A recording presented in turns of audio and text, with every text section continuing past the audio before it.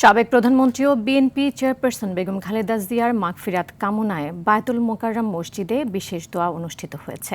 শুক্রবার জুমার নামাজ শেষে জাতীয় মসজিদ বায়তুল মোকাররমে দোয়া ও মোনাজাত করেন মসজিদটির খতিব মাওলানা আব্দুল মালেক। এতে অংশ নেন সাধারণ মুসল্লি সহ সর্বস্তরের মানুষ। বেগম খালেদা জিয়ার জন্য মোনাজাতে অশ্রুসিক্ত হন সাধারণ মুসল্লিরা। রাষ্ট্রীয় শোকের শেষ দিনে দেশের সকল সরকারি, আধা সরকারি, স্বায়ত্তশাসিত প্রতিষ্ঠান, শিক্ষা প্রতিষ্ঠান সহ বিদেশে অবস্থিত বাংলাদেশ মিশনগুলোতে জাতীয় পতাকা অর্ধনমিত রাখা হয়েছে।